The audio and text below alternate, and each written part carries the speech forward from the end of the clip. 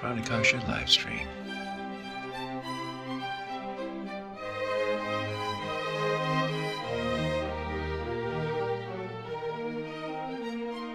Hey folks, it's Matt at Pranakasha Productions, otherwise known as the Star Trek Cello Guy. See that? Star Trek Cello Guy. And also the lead singer of the Macadamians Party Band. Yep. Today, we're talking to the fantastic and wonderful Sean Ferrick. Oh my God, Sean! Okay. Oh, you're too I'm a bit kind. of a Thank you very fan. much. How are you? Very good. I don't know. So, okay, who's Sean Ferrick? Come on, you guys. Don't you watch TrekCulture? He's the guy who single-handedly launched TrekCulture into the preeminent Star Trek podcast. So, also Sean is an author of this book right here, Oh, Matt, thank you so much. which is damn good. In fact, oh my God, my whole world is falling apart. Oh I even no. have Oh a no. signed copy. And it's signed by Sean himself, and it says, Matt, Pranakasha Productions have been and always shall be something something, thank you, and even something or whatever. Love Sean XX Star Trek symbol. So, anyhow, if you ever switch careers, you might consider going into medicine, because you've got the handwriting for it. Okay. So first we have to say, okay, so back in the day, Trek Culture was a humble little podcast that was part of another. What was it? It was a sub thing of something else. Culture. What was it? It still is. It is. So What Culture is the parent company, and TrekCulture is one of the channels within the What Culture family. Okay, so Trek Culture was this tiny little Star Trek podcast that could struggling along with like 10,000 subscribers or something like that. And then one day, the host of the show was sick or something like that, and Sean was one of the backroom writers, and they said, "Hey, Sean, can you do the show?" And then he did, and what do you know? He did so good that they asked him to do it again, and people loved him. And now that podcast that used to have 10,000 subscribers, now a few years later has 300,000 subscribers. Oh, you're very kind. Yeah. It's a team. It's a team effort. It was Chris runs. Chris is TrekCulture. And then there's myself. We have now a group of writers as well. We have Jack. We have Ellie as well, who's also on the channel. We have Right, Tom, Ellie. who's another one of our editors, and we have a whole host of guest writers every now and again. That's pretty, but yeah, that's pretty accurate as to how I came to be on TrekCulture. I came in as a writer in February of 2020. And it Wow, was 4 just years ago. before, I think they had done, because Adam was the first host of the channel. And it's him I took over from, and he had done the ups and downs for Picard's first season. So it was Oh. Lower Decks, the first season of Lower Decks, from episode 2. It's the one episode I haven't done of Lower Decks. I didn't do the pilot. That was Adam. Okay. Yes, So it there was already was ups and downs back then. yes, because ups and downs, the ups and downs it's a what culture sort of thing. So there's ups and downs on there's a massive wrestling channel. Now I know as much about wrestling as I do about brain surgery, but I do know that wrestling is a massive channel within what culture's family. And there was ups and downs existent on that already. So the format we adapted over onto, or had been adapted over onto TrekCulture, and we have since kind of done our own spin on it and our own change. You plagiarize their ups and downs. We You have to pay used our royalties for own. that. We used what we already owned. Oh, okay. And that then moved over, of course, onto Who Culture. There was a short-lived run for Rings of Power and House of the Dragon as well. So yes, ups and downs is actually there is a few ups and downs out there. Of course, mine are the best. I'll say that now. Ellie will come running at me now if I say that. How long ago was it that you wrote this book? Brought the Down to the Bridge. So Down to the Bridge, I started in would have been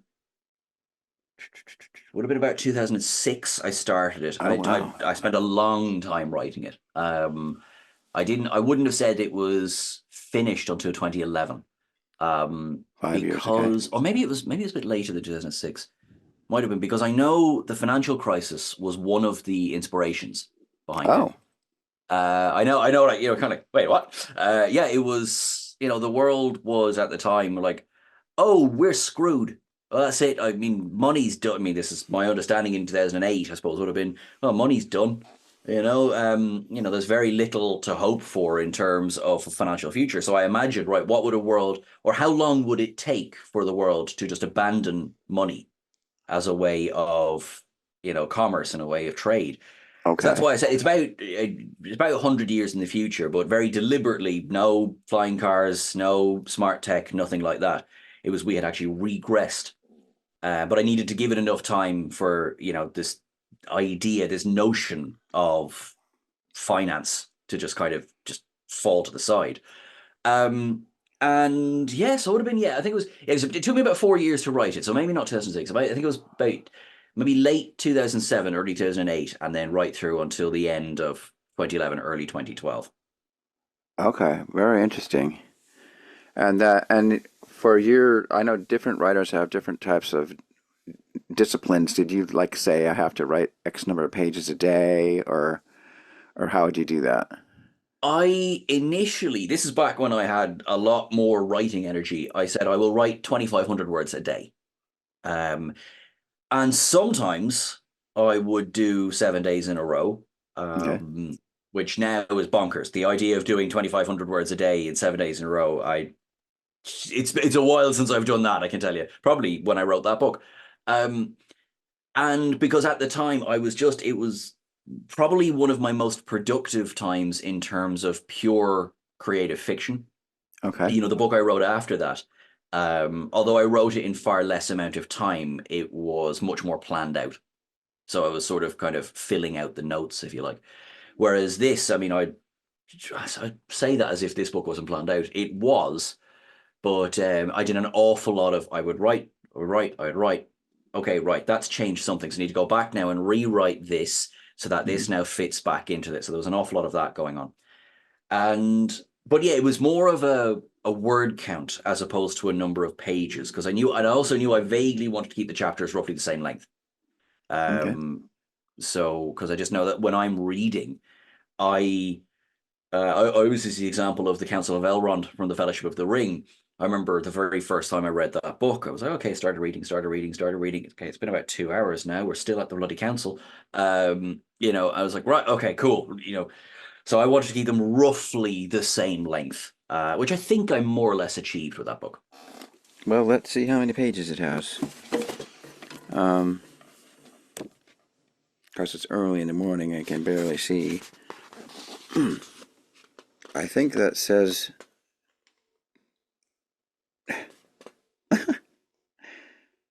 Does that say 300 and something, 75 pages or 200? Anyway, it's kind of You're thick. right. I It's pretty actually thick. don't know myself. I think 300-ish. Okay, I think that. let's call it Um, 375. I am with you on that one. 375. Let's call it that. Yeah. Anyway, folks, you should read this book. It's really good. So, Thank you. it's so I guess we would um describe it as a dystopian story. Yes. So, and you said you were about 100 years in the future. Now, it's been a while since I read it, and I didn't even catch the part about no money. Um, So yeah, if you think about how the characters interact, no one, well, obviously no one ever pays for anything, but it's all about you work to live, and it's about if you're not working, you're gonna okay. get chucked in. You're gonna get chucked in the big house. Mm-hmm. And it's much more to do with contribution to society. Is you will work till you drop. And if you're not working, you are therefore not contributing, and you are going to be investigated, and then eventually, and if you are not actively looking for work, you will get chucked into prison. And that was sort of the I wanted that to be the background to Stefans' story because once Stefan gets his job in the prison, not only is he like on the one hand brilliant, I've got a job, I'm very very happy, but also the people that he's been hitting the pavement with, he is now tasked with effectively locking them up.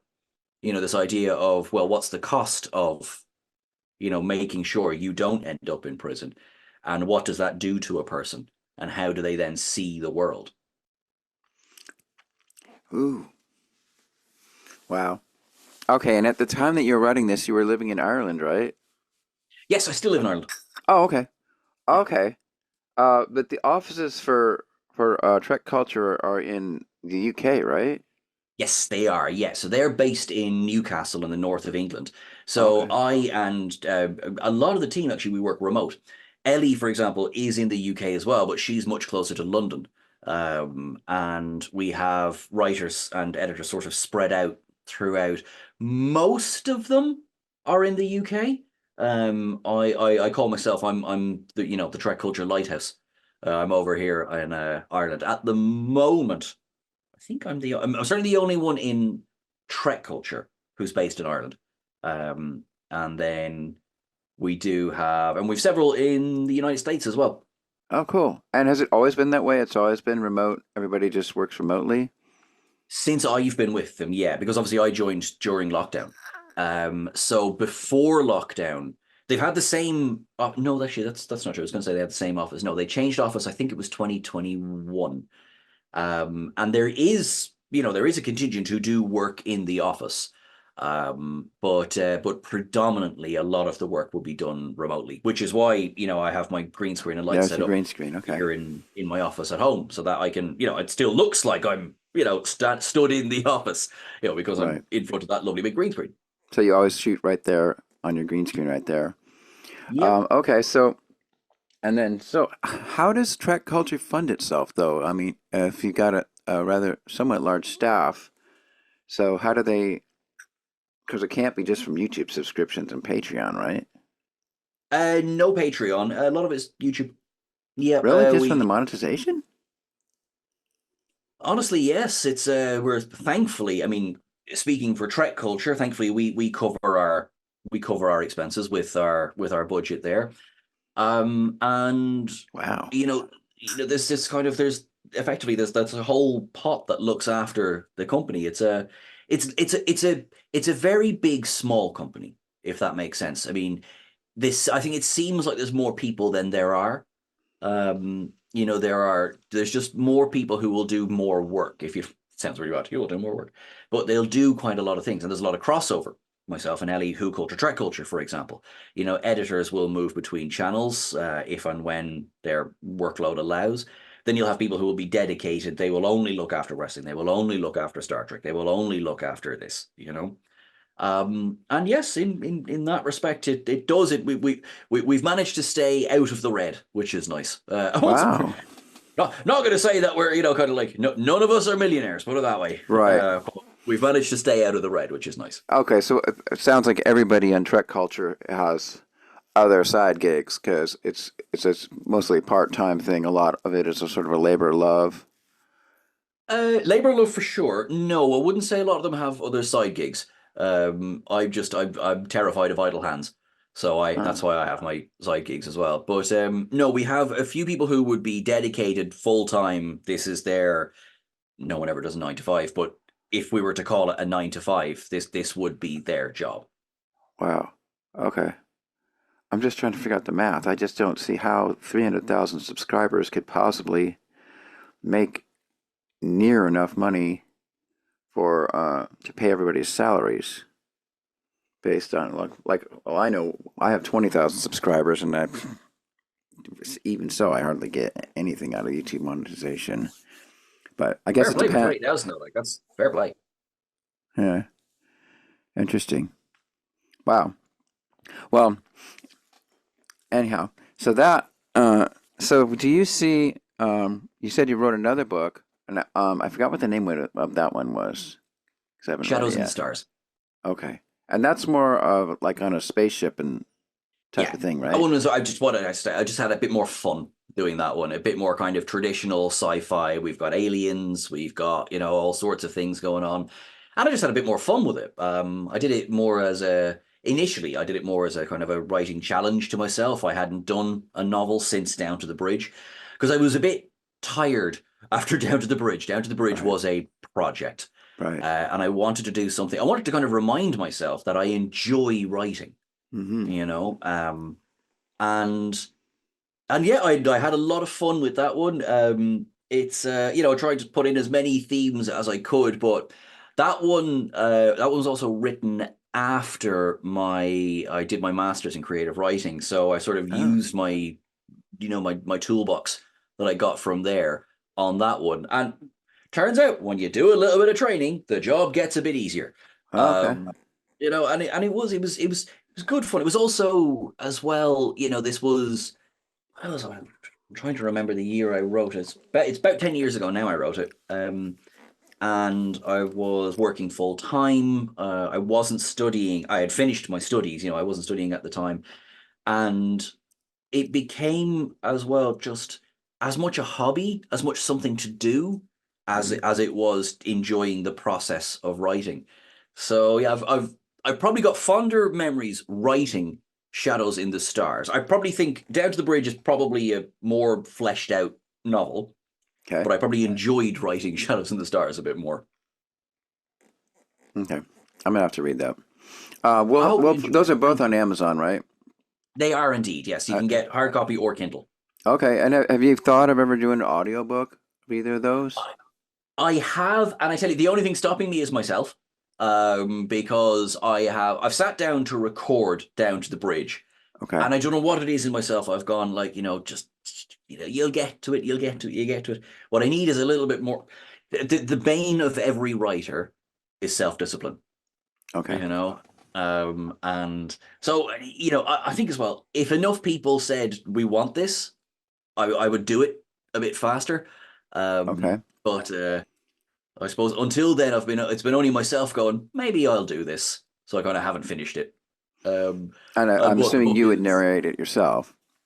I would be happy to, or if somebody else wants a different voice. I mean, I'm not precious about that. Put it that way. Okay. I would be happy to, but I would also not be offended if people are just like, Sean, I've had enough of your voice. Well, it just so happens I just did a Zoom table read of a Western movie where a buddy of mine, I put a bunch of actors together and we all did it.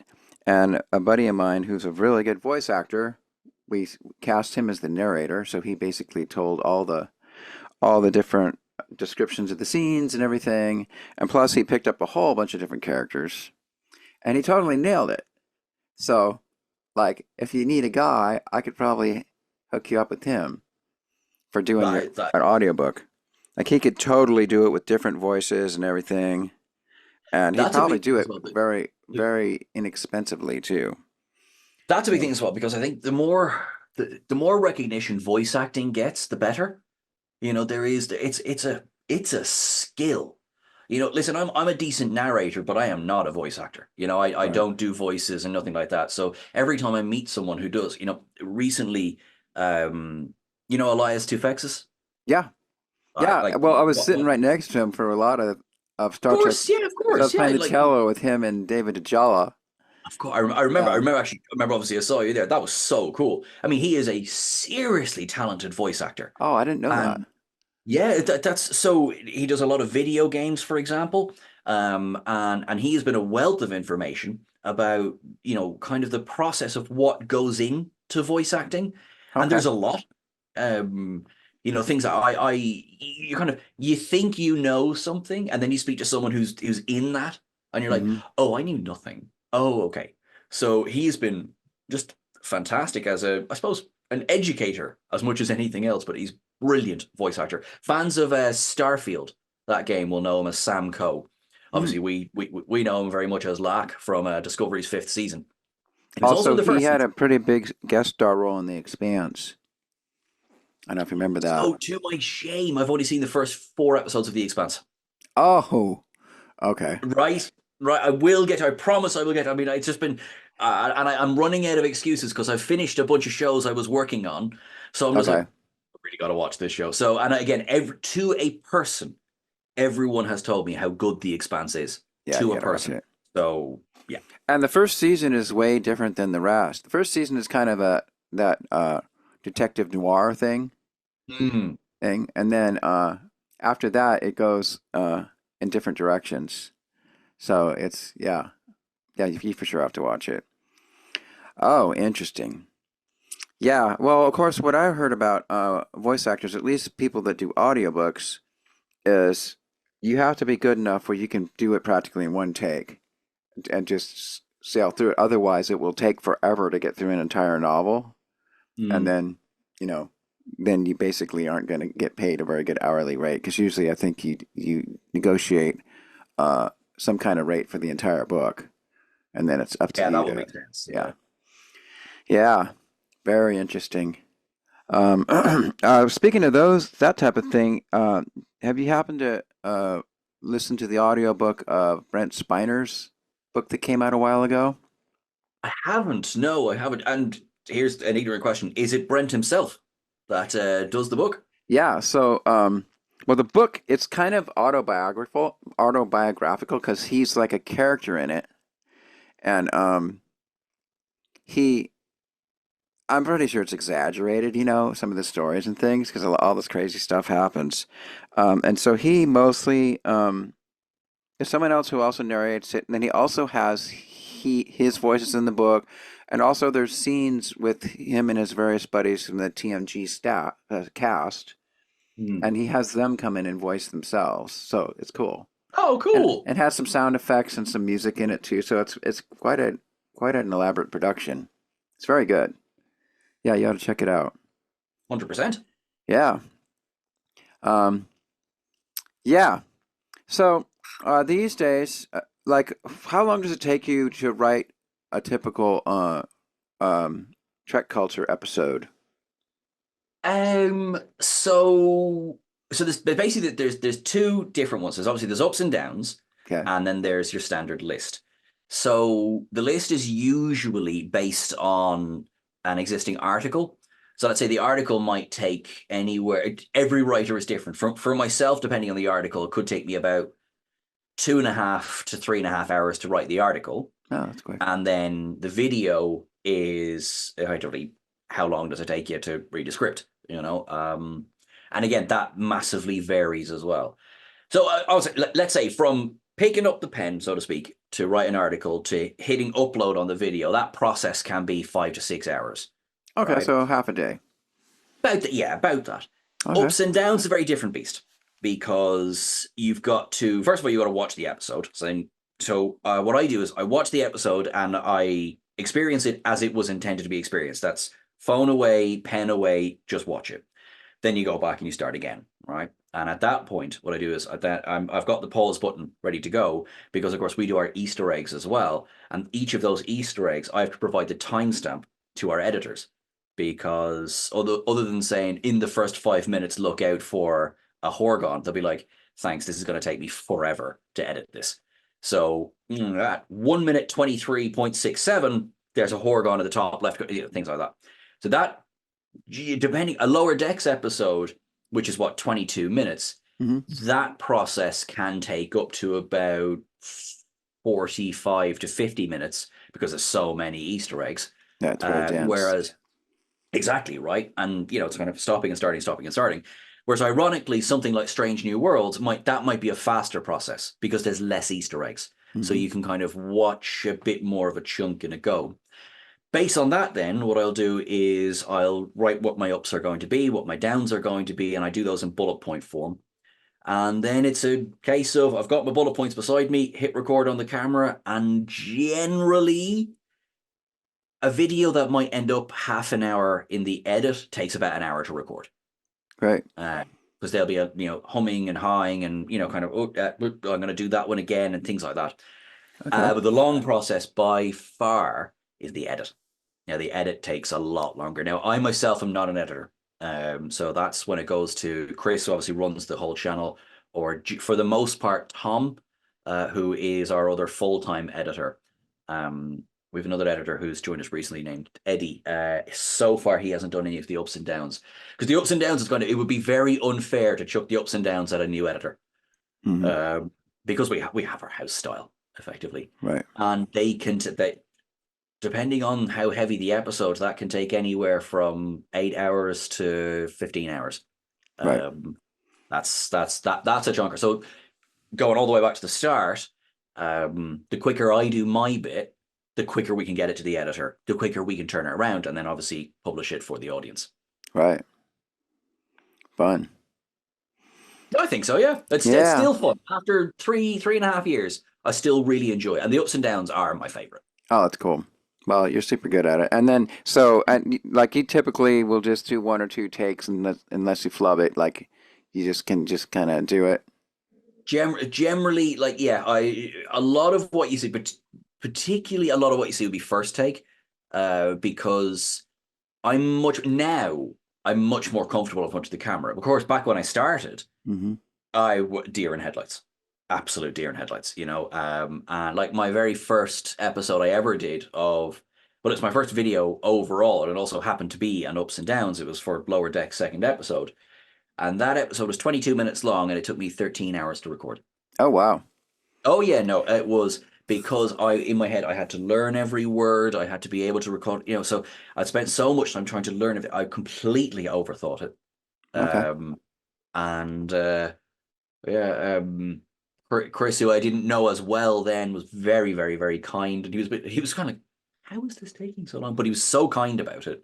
And kind of we went through our notes after that. So then the very next week, it was still longer than I do it now, but it was slashed recording time.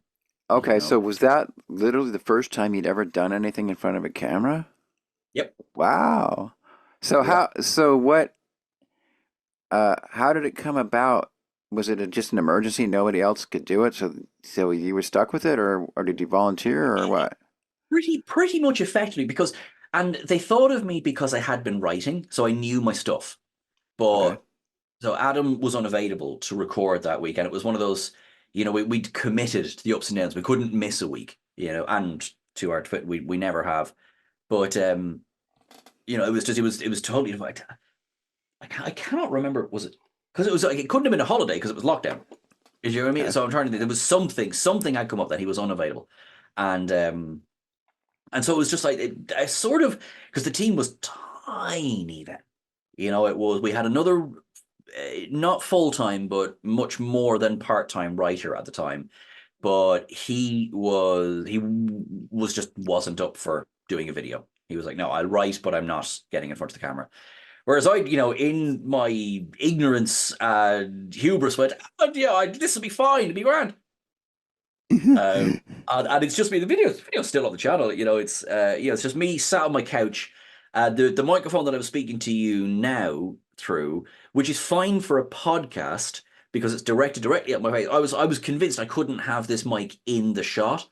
Hmm. So the sound it's picking it up from the side. So the sound's not great. So I didn't have a lapel mic at the time. Obviously, I've since got one. But yeah, it's kind of like now I just go back and I'm like, oh, Sean, oh, don't worry, it gets better. Um, but I enjoyed finishing that video. I'm not sure how much I enjoyed the overall process. I'm glad it's there. I'm glad I did it. Right. But yeah, that hitting upload on that at what was it? I think with the time difference and everything, of a Thursday morning, we would get the episode of Lower Decks at 8 a.m. on a Thursday morning, and I'm pretty sure I uploaded that video at about 2 or 3 a.m. on Friday morning. Oh, wow. Okay. Yeah, So that was a yeah. 2-day process. Well, it's sort of the full Thursday, if you know what I mean. The Okay. full Thursday. Oh, into right. Yeah, the yeah. Okay. The entire day and then 2 a.m. Yeah, okay, yeah, got it. So yeah, Interesting. So, and then you didn't have any like kind of theater experience or any acting experience or anything like that? not as such. I'd done a bit of theatre in college, very amdrab, a lot of fun, but no train. No, actually, that's no training. I have a friend of mine who I know will give out to me for saying that because I did like something like 5 or 6 weeks of physical theatre training, but that didn't cross over into this video. But also not to discount her work, she did great work.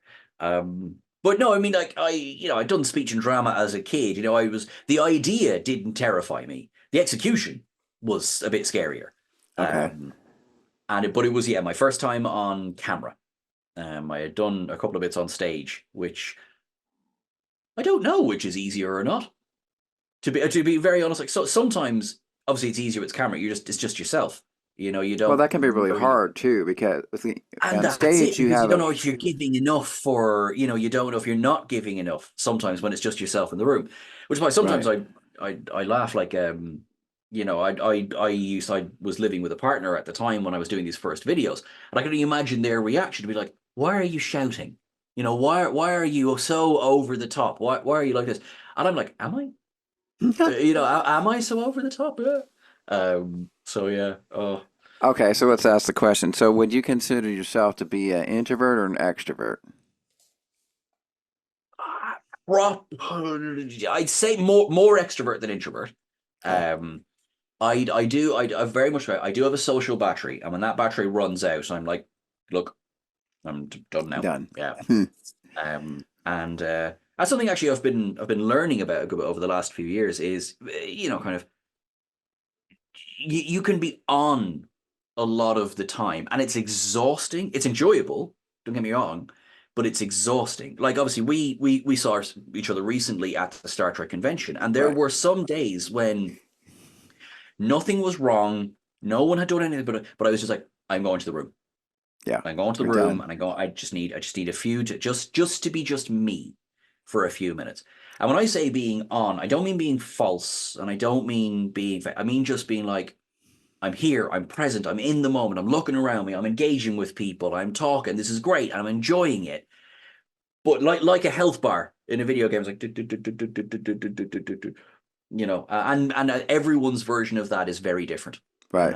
So some people have a health bar that's as long as this island, and I'm just like, wow. I mean, like some people just don't switch off. That is, a bonkers and incredible. And other people might have a much shorter one as well, which that's good. Even in our team, there are complete variations right across the board. Right. Um, and I think it's learning to respect that, Yeah. like, and not trying to force anything.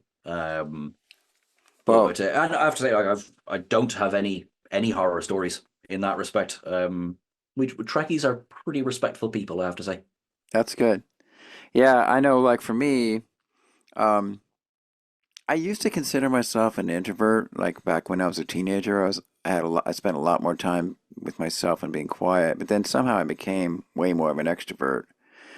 And what I realized is that if I'm putting on an act, like if I'm not being authentic and I'm trying to put on something that I'm not, Hmm. then I find that very exhausting. Hmm.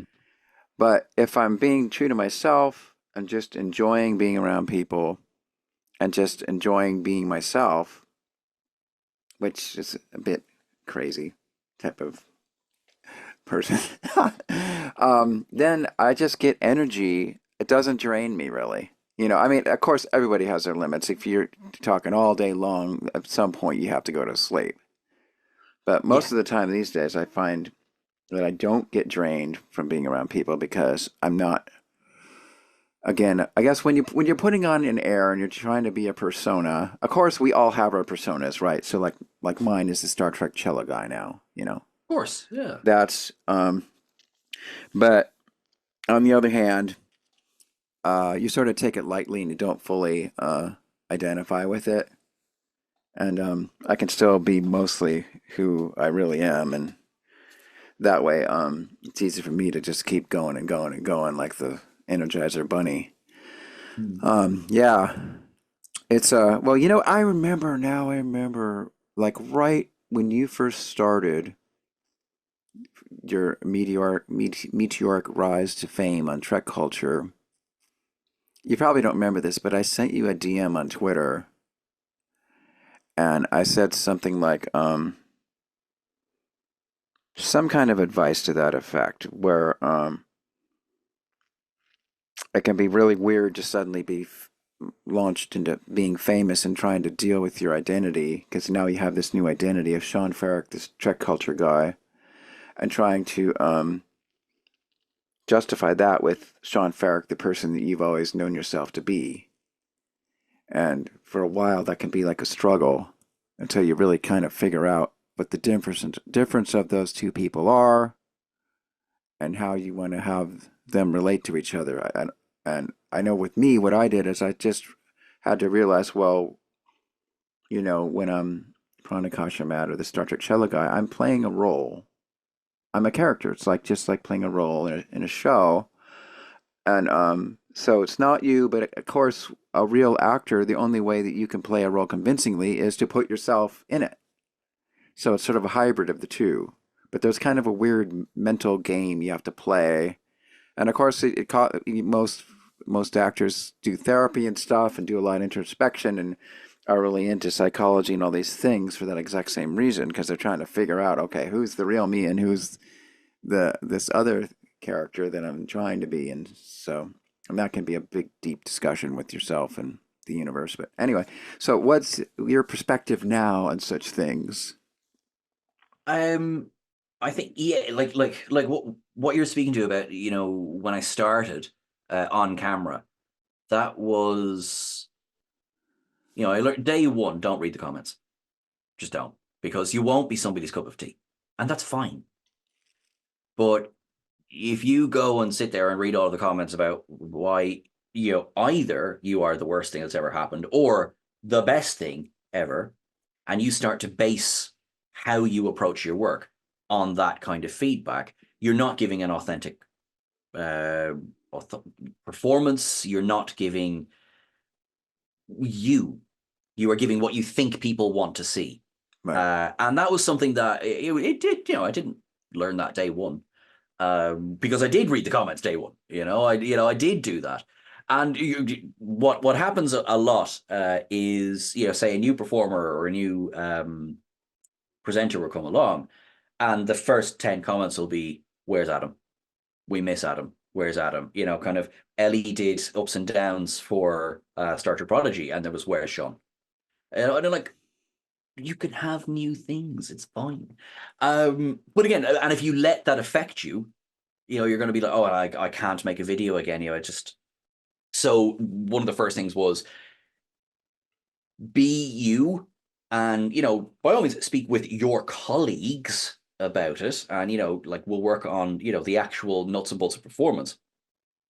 But initially, kind of avoid that kind of feedback. Then when you've done it a bit more and you're a bit more confident in yourself, in what you're presenting, then it's sort of a bit safer to, again, just don't read the comments on YouTube. Just don't. Humanity goes to die in the comments on YouTube. And you can start to, though, you can start to see the difference in feedback between what is genuine and what is troll. Right. And yourselves, we have chosen to work in a field and engage in a field with very, very passionate fan bases. Mm-hmm.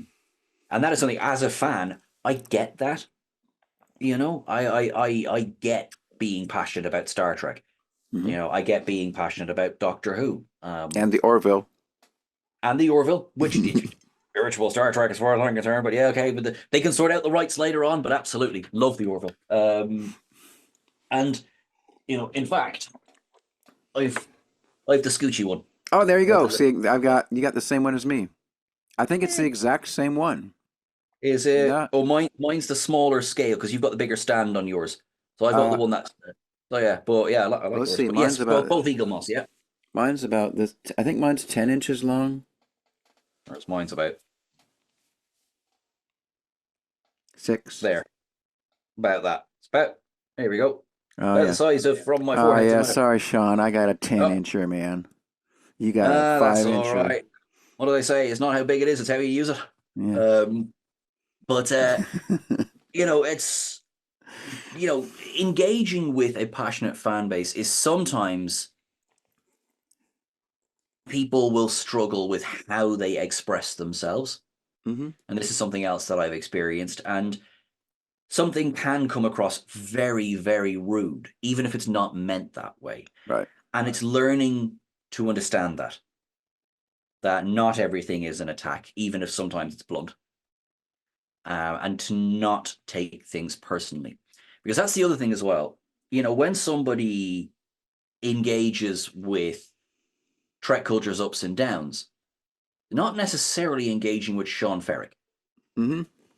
They're engaging with a piece of media that they Okay. may or may not like, with opinions they may or may not agree with conclusions. Because a lot of time we have fun with the ups and downs. It is a fun thing that we do, and it is not meant to be taken as gospel. Like our ups and downs, we're not Rotten Tomatoes. We're Mm-hmm. not the IMDb, rating system. It's very, very, very flattering and heartening when people, take our reviews and and kind of go like, oh, well, TrekCulture said this, so someone's like, oh, I'm really super proud about that. Like, but I'm still that guy on his couch going, I really hope somebody watches this. Right. Do you know what I mean? And I'm not saying that it sounds facetious. I mean that every video is say thank you so much for subscribing. It makes a difference because it does. You know, um, and and I'm proud of what I do. Don't get me wrong. I am very proud of the work that we do. Yeah, it's really We're good. thank you. No, Well, really, you I mean, obviously love Star Trek. I think that's one of the reasons why people really grooved on you the moment you were on the camera. Is you obviously love it, and you I do. know all so much about it that that would shine through. And then you had a really just a naturally really magnanimous personality and a cool accent. From the American perspective, I'm like, oh, I dig its Irish accent. And everything. So Thank you. I think that's why it all just kind of happened. Um, yeah. So, well, another interesting question popped in my head. Have you guys ever thought of taking Trek culture in more of a podcast direction, like trying to invite Star Trek actors onto the show or some sub show to actually do interviews? Have you ever thought of that? We've done that. We have quite a few interviews on the channel, and What's it? Is we it have a under Trek culture or is it under a yeah. different? No, it's under TrekCulture, and we have a weekly podcast as well. So Is it just uh, audio or video? Video. a lot of the interviews will be video and audio, Oh, and the podcast itself is audio. So that's available. You can get that anywhere. It's because it's on Apple Podcasts, oh, really? Spotify, everything. Yeah, yeah. No, it's been a When lot of did you fun. start doing that? Because on okay, I Podcasts have have been to doing it for a admit, few years now. lately I haven't watched Trek Culture very much. That's okay. So maybe I just didn't catch it. That's okay. I will say we definitely ramped up the interviews this year.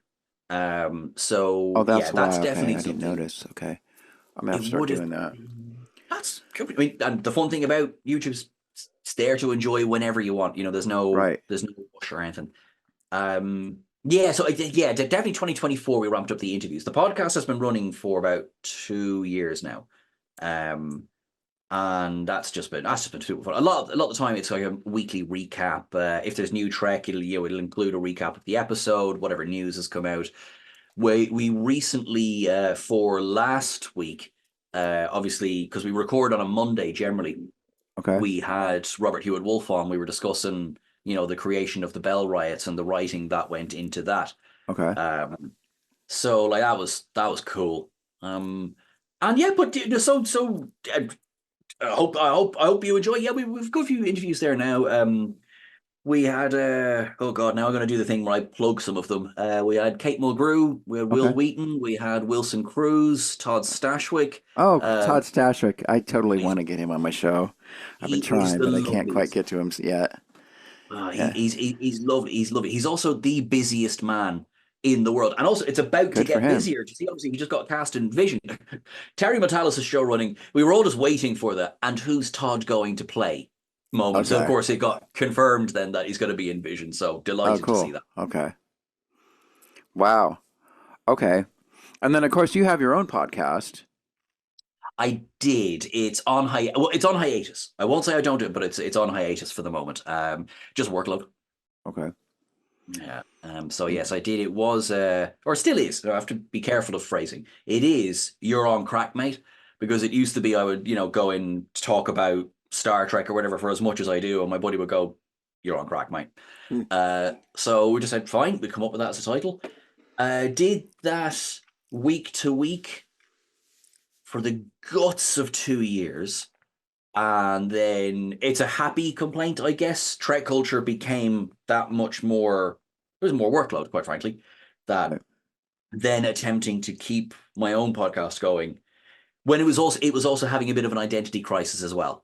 I had just started a new season, which I was more interested in because it was more of a deep dive on film from a more kind of academic standpoint, but I only got Mm-hmm. 2 episodes in Mm-hmm. because even though it was like, yeah, great, it was like, oh, I've just tripled my workload. Yeah. Okay, no, I don't have Yeah. time for that. So on hiatus, I will use that Okay. language, on hiatus. All right. It's good to be busy. Okay. So Star Trek Las Vegas. So Mhm. happy to see you at Star Trek Las Vegas again. Likewise, it was great to see you. Right. And it was great that you had other Trek culture people there too. So, Yes, yeah. and you guys just were able to fund it yourself, or did you end up being sponsored by anybody to get over there, or how does that usually work? No, so this one particularly, this was off our own bat. We went just as fans. Um, so for example, like that's why there was no Trek Culture booth, nothing like that. We just went because we wanted to be there. Um, the reception we got was mind blowing at how positive it was. I mean, it was myself and Ellie, like, we were kind of going, this is this would give you an ego. You know what I mean? Like the people are being so nice, people so lovely. So we've had conversations now about so we feel that there's probably going to be more of an Trek culture are probably going to the next one as Right. opposed to Sean and Ellie from Trek. If I think we're looking into what that will look like. That's great. So I'm super excited. It was fantastic. It Mhm. was really good. And also I just thought it was a bloody well run convention, because I've been to the where I met you obviously previously was the one in Bally's in 2022, and there was nothing wrong with that one. That Right. was my first example of Star Trek Las Vegas. I much prefer the physical layout of the Rio. I think keeping everything on the one level together. I mean, in fairness, and it had the space for it as well. That Right. convention center was big enough. Right. And the And Rio is where they usually do it. So, it was funny, right? Because at the one where we met, yeah. everyone kept saying to me, it's like, oh, normally at the Rio, normally at the Rio. And of course, I'm there, this is my first time in Vegas going, I trust that the Rio is a hotel of some sort, and Right. it was like, right, cool, cool, cool. That's great. So then I remember it was actually Larry Nemechek Hmm. was Larry. one of the first people I was talking to at Hmm. the Bally's convention. And he was saying at the time, um, that he preferred the Rio. And then I'd spoken to other people and they said, oh, we prefer Bally's. And I was like, oh, well, listen, it makes no difference to me. This is my first convention. I don't care. Having been to them both, and this is nothing against Bally's, it's not designed for the kind of convention that Star Trek Las Vegas is. And that's fine. Like, for example, having events on different floors of the hotel, I think that Right. that didn't work. Right. Um, and so like when I got to the Rio, I didn't really because I like this one just gone. My first time in the Rio hotel. Ellie had been there before. She had stayed just as a holiday, so she had more of an idea of the actual layout of the hotel than I did. And we were, she was because she was also there when there was much heavier renovations happening. So I remember her walking out of it going, I'm a bit worried for this convention, And of course we got there and the place looked great. There's still obviously work being done, but yeah, it looked really, really well. And there is not a day, the entire time I was there wasn't a day I did less than 15,000 steps. We were Yeah. tired at the end Yeah. of a day at this convention. It was good, but we were run down. I get why Concrud exists. I mean, Right. people do get run down at these things. So if there's one bit of advice I can give people, it's hydrate, eat, and be very mindful of yourself. Like it's very easy to, go down at 9 o'clock in the morning and not leave until 6 o'clock, which, and I That's understand even basically what more I if would you're, do. which is like, I get it. I get it. Like it's because you don't want to miss anything. I was like, I don't want to miss anything. Now I was lucky in that I had a room in the hotel. I say As lucky, it most wasn't people cheap. did, like I did too. Most people did. And Yeah. I think if it's an option that you can do it, that's what I would recommend. Right. I know like there's all sorts of different, sometimes let's be real, cost. is a consideration. Right. Something. Another big reason why you want to have a room in the hotel is even though the convention, um, well, at least the vendor room ends like 5 or 6 in the afternoon. Then a lot of the thing about Star Trek Las Vegas is if you hang around in the restaurants or the bars and stuff in the hotel, there's still Star Trek people all over the place. And Yeah. then sometimes you meet actors even. Like I met Tim Russ at midnight in front of a bar and then ended Oh, up having him be a guest to my show, you know. amazing! Stuff like that Congratulations. happened. Yeah, it happens. So Yeah, yeah. it is. It's kind of hard to describe until you're there and in it. That because I think there is.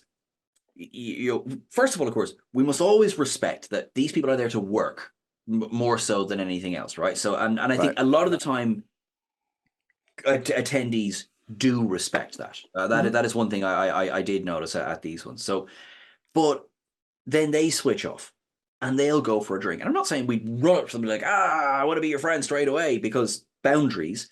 Hmm. But you will be surprised at how much intermingling you will see. I should say I was surprised at how much intermingling there is because even though everyone is just a human being at the end of the day, you do kind of have this pedestal that you put people on, and you're like, oh, I can't possibly talk to that person. And they're like, and they could be sitting there going like, all I wanted was someone to say hello. That's all I was looking for. And it's lovely. But my partner who was there with me, Stefan, is great because he has no airs and graces. He will if he will walk up and say hello if he wants to say hello to you. You know, Okay. and he always and if you are clearly not into it, he will walk away. There's no problem with that. But and from that we got great conversations, kind of going, oh yeah, love to chat to you. Whereas I might have been slightly more hesitant, Hmm. you know. So it is lovely, and it's a bit unique in that. I think it's a convention Hmm. exclusive that you get that because you sometimes get as well like if you're queuing up to talk to someone at their desk, they don't have that time. They don't have the time. They would, I've spoken to many people who have been like, I would love to have been there for 10, 15 minutes, but there's 200 people in the queue, and Right. every one of them deserves their time. You're talking So about that like at people at their table signing autographs type of sorry, situation. yes, Yeah. yeah, yeah. Yeah. So yeah, no, it's a bonkers wonderful thing, and I cannot wait for the next one. Yeah. It's a blast. And then also, you're quite a good cosplayer too. I notice Thank you. you look quite good in a Star Trek uniform. Thank you very much. Thank you. I'd be really worried now if I didn't because I have so many of them. That was before, well, sort of around the same time as TrekCulture, but before videoing, before anything else, my lockdown hobby was looking for Star Trek cosplay. I didn't even realize it was a hobby until I was like 6 or 7 costumes in, and then Hmm. it was like, oh no, I think I've got a problem here. And it's just continued ever since, become a kind of a running joke. And yeah, but it must be said there are fabulous costume designers out there and providers who are like something appears in one episode and then it's available for order a couple of weeks later online. I mean, there is some serious talent out there. Yeah. Yeah. And I think you've been in a couple of fan films too, right? I have, yeah, Power 543, or as I know, Sam, Samuel Cockings, he of Trek Yards, has done particularly the Flight of the Protostar and Prodigy Reckoning, which are coming out at the moment. So I've appeared in a couple of these, and they are a concerted effort to show because it started. In fact, the first script was written the night that the cancellation was announced. So it was originally intended For to be a Prodigy. for Prodigy, Okay. yes, Yeah. to let Paramount know you've made a mistake here. That there is fan love here. There is a lot of like dedication to here now, and it's a positive thing. Now it's shifted to now we need to let Netflix know we want a season 3. So it's the same body of work. It's like, but because it's all about going. This is what passionate fans will do. This is what people like Sam, who is but I mean, like, if you give Sam 5 minutes, he's written 3 scripts. It's like, Sam, Wow. will you please have a coffee or something? Like, stop, don't stop, but kind of take breathe. And he is incredible visual designer as well. Like, he does all of the CGI in those videos. That's all. That's Sam sitting at home. You know. Wow. And they look so good. And thankfully it's getting a good reaction. It's all available online. You can find it on Power 543 YouTube channel. Find it on links through Trek Yards. Link in the description. Thank you very, very much. No, it is. Yeah. It's a lot of fun, and a lot of the Prodigy team have picked up on it as well and started resharing links, which is just great to see, because it's all about showing we love Prodigy, we want Prodigy to continue, but the only way to do that is to show Netflix numbers. There has to be numbers, because they're not going to greenlight a season 3 of a show if they can't be sure that there's going to be an audience for it. Right. It is a bore, we can say, you and I know we love Star Trek. Star Trek is brilliant. That's great. It's not that they don't care, but they're like, that's lovely. We're not incurring $1 million loss on this because 2 people wanted to watch season 3. We need to show them, because we know the audience is there, but we need to show them that the audience is there. Right. Interesting. And so, like, when you play in these fan films, is it all green screens, or do you go on location, or how does it work? Pretty much all. I have done one where we went into sort of a woods to do a bit of filming, so for an away mission. But for a lot of it is green screen. Yeah. Okay. Which again is So fun, does Sam live in Ireland too? No, Sam's over in the UK as well. So you'd have to fly over to shoot. Yeah. Of course. And like that, there's a couple of times where I have done, say, filler shots or something I've done from here. But of course, it's a bit different. It's much better when you have somebody in the room directing you. Okay. Plus, a plane trip from Ireland to the UK isn't that expensive, is it? It's really not. No, and if you plan it far enough in advance as well, you can get it for 30, 40 euro. Oh, that's it? Yeah, it's really... Wow, that's really cheap. Yeah. Okay, because I know I live in Seattle, but I've been flying back between Seattle and LA every few months, and even that costs me a couple $100. Yeah. So yeah. How long is that flight? Is that 4 or 5 hours? It's about 2 or 2.5. Oh, is it that short? Okay. Yeah, it's a pretty short flight. And yeah. So okay. So it sounds like yours is more like, how long is the flight from Ireland to the UK? Oh, I mean, I could be taking off and landing in less than an hour. Oh, wow. Yeah. That's really close. It really is. I think London from Dublin is about an hour 20. Okay. And then but whereas Manchester would be about 45 minutes. Okay. So, and then Glasgow as well is about 55 minutes. Oh, so, okay. Yeah, Dublin, because people familiar with the map of Ireland, the east coast of Ireland, Dublin's about smack bang in the middle, so it's kind of handy in that respect. So you could almost commute there. I wonder if there's people that do that. If you planned it right, you actually could. You're 100% correct. Yeah. Interesting. Wow. Wow. Yeah, I gotta get to Europe. I've been to Berlin. Yes. It's the only place. Berlin is amazing. Yeah. I was there before the wall went down. So it was quite a while ago. Yeah. It was like in the late 80s. And yeah, okay. You were there when Praxis still existed. Yeah. Well, okay. So if I went to Ireland, would I be able to crash on your couch? we can absolutely we will go for a session, my friend. That's what we will do. If you're going to come to Ireland, we're going to do it right. Okay. What's a session?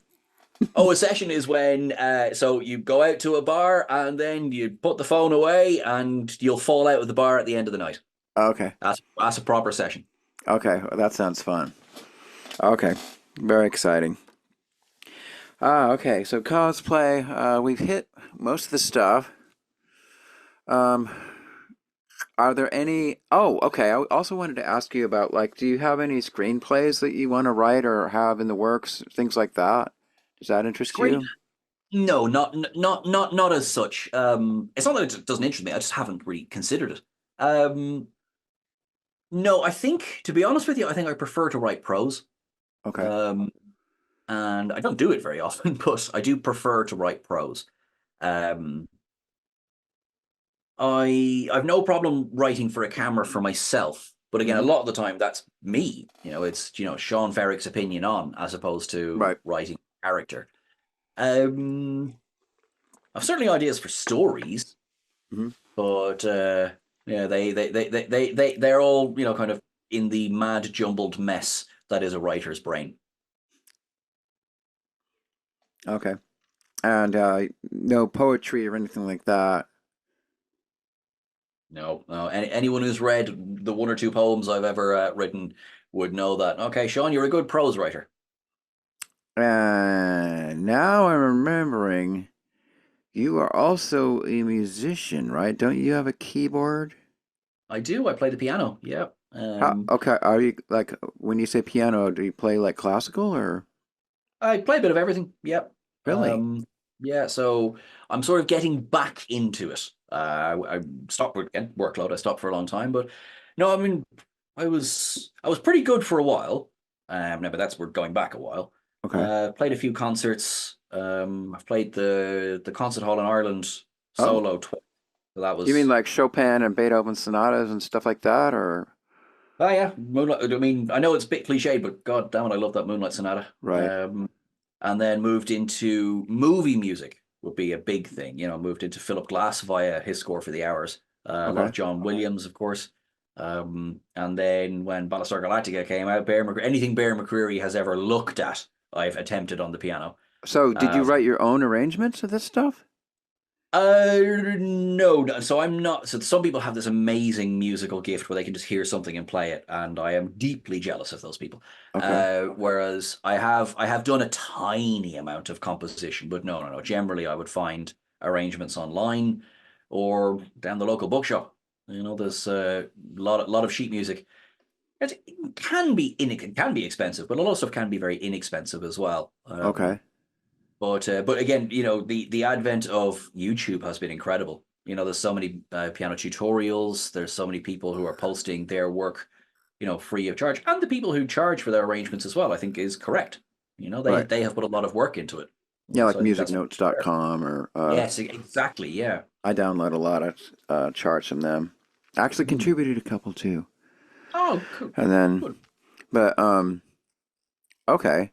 So then and then so you would organize little concerts that would be that kind of like film music and stuff like Well, now I just play. Now, back in the day, I would have auditioned and I would have been invited to perform. So that was cool. That was really cool. And yeah, as I ended up missing it so much that I got fed up of saying I'm out of practice. So now I'm kind of doing as much practice as I can every day again, oh so good. that I can sit down and play something or kind of pluck away at a few keys. Because I think, do you know what it was? I got fed up saying, "Do you play the piano?" I do. Can you play something? Can't remember anything. Yeah. Or I got to practice Um, it first. Yeah, mhm. I remember those days. Actually, to tell you the truth, that's the reason why I went to Berlin is I won a competition and I was invited to go play in Berlin for this big international festival where I ended up playing the first movement of the Brahms Violin Concerto. So, okay, so I'm the Star Trek cello guy, right? So my big thing is playing the cello, but actually my main instrument is really violin. I've been playing violin since I was 4 years old. And so, anyhow, but I remember those days where people would want me to play, and I was like, well, no, I have to practice it, and I have to, once it's practiced, then I can go play in a recital in 2 months. But nowadays, of course, many Now, years later, it's like you just learn how to just sort of toss stuff up and or just play by ear, or if you can't get the song quite right, you just make up a bunch of stuff, on the spot that at least sounds halfway decent. And as long as it's nice, beautiful tone and everybody likes it, well, I mean type of that stuff. that my friend is a sign of talent and hard work. Yeah. You know, Yeah. Well, it's I for to be able to improvise, there's a skill to it and there's a certain bag of tricks that you have to learn and that people can teach you. See, the mm, sad thing about classical music is that at least for string players, not so much the piano anymore, but it used to be you can never find a teacher that would even teach you how to do improvisation. Especially like in violin or cello or whatever. It was like, no, you have to play what's on the page, and the whole thing is how to play it well with feeling and well in tune and get all the notes, but that's it. The idea of actually creating something on the spot is never really taught.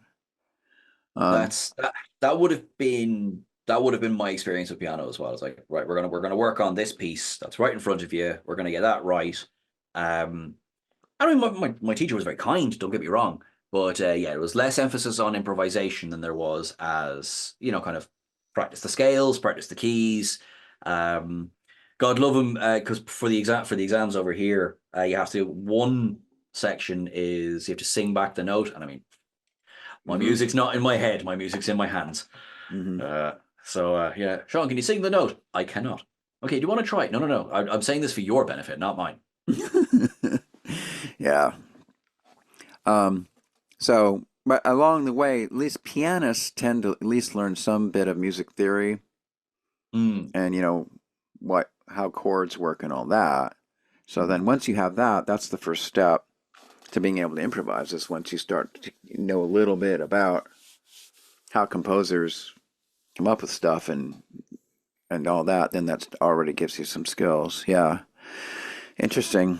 So like have you ever tried like writing a song or making a pop song or anything like that? songs, no, no. I've never worked with lyrics.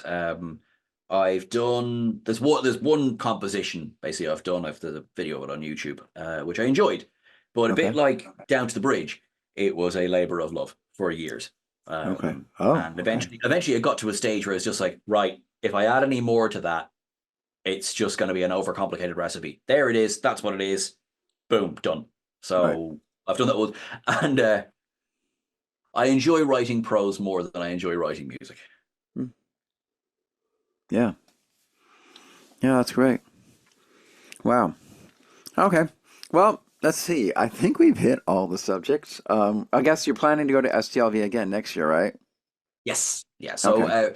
not sure in what form. I will be there. I'm not sure in what form. Whether probably it'll be TrekCulture, but either way, I'm just really looking forward to it.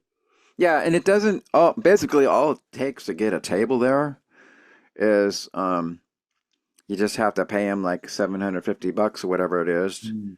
and then at least that's how I do it. I know some people get invited and they'll get sponsored, but for most of the vendors, like me and the non-actors and stuff, you just pay for your table and they give you a spot, and then you just do your thing.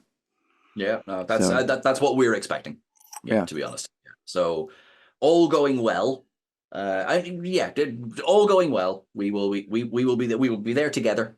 yeah, Um, and yeah, I'm super excited. Super excited, I have to say. yeah, it's gonna be fun. And then basically that, I'm assuming there aren't any other cons that you have your sights on in the Not USA at at the least. moment. Not at the moment because STLV is the biggest one, so it makes the most sense to obviously invest in that one. There is, as you know, there is a cost involved in attending conventions. We'd love to be at every single one of them, Right. but that's all sorts of there's business plans and everything that need to be done. We need to see is what we're going to invest financially going to either balance or even if we run at a loss, what will the material gain be? It's boring, it's these boring considerations that you Right. have to make.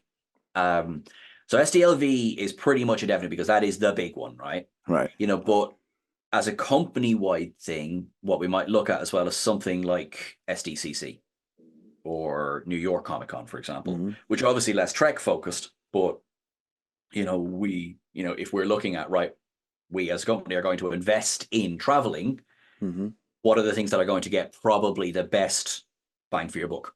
Right. And so if you think about like SDCC Gone, we got Section 31 trailer. We had the casts from Lower Decks there, casts from Strange New Worlds were there. We Right. had, so it's not like it's Star Trek absent or anything like that. Mm-hmm. But so those are the kind of considerations.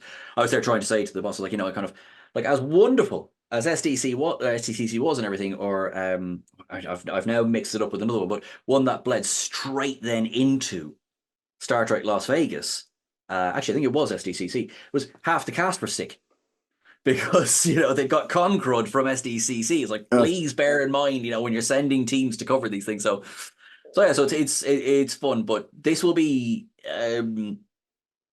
our first year of covering a convention. That if things go to plan, this will be our first year of covering a convention in that respect. So I'm sure we are going to do some learnings along the way. Great.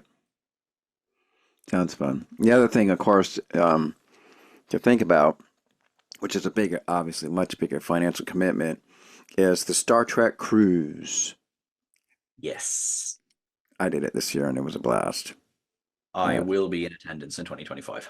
You're going to be there? Yep. You're on the Are you cruise? coming to the club? Yeah, I'll be Oh, there. brilliant. Yeah, I'll be there. Yeah. Oh, cool. Okay. Hopefully, did you get a cabin with a balcony Yes. so you can see the ocean? Yes. Yeah. Okay, that's the trick.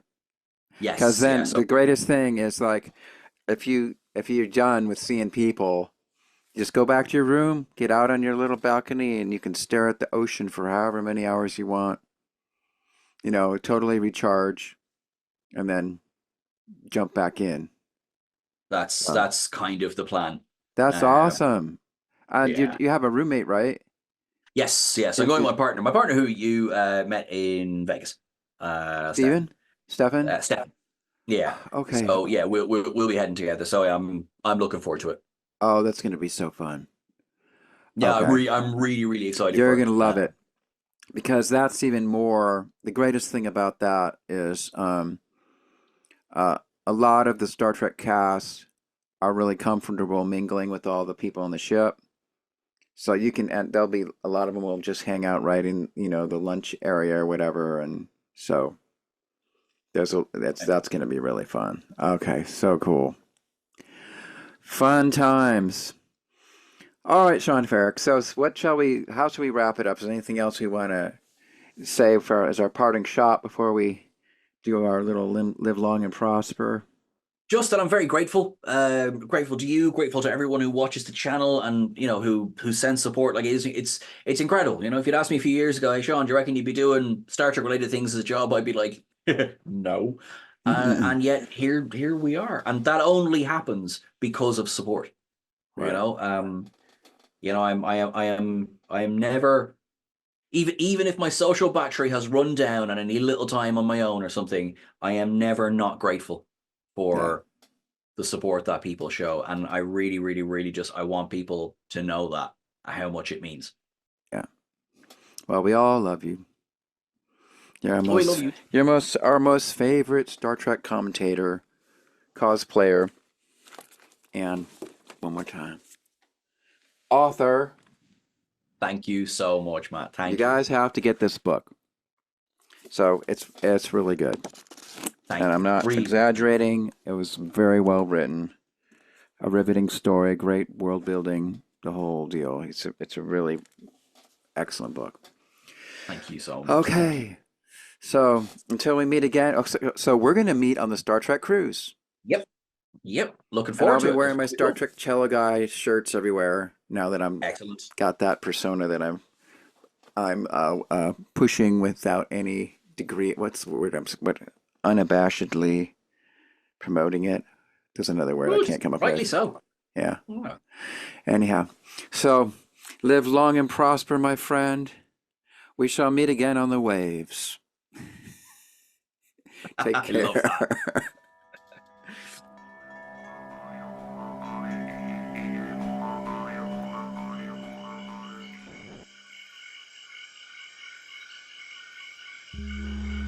Pranakasha production. Fantastic creations emerging spontaneously from the space of life. For the benefit of all beings everywhere. We gotta change.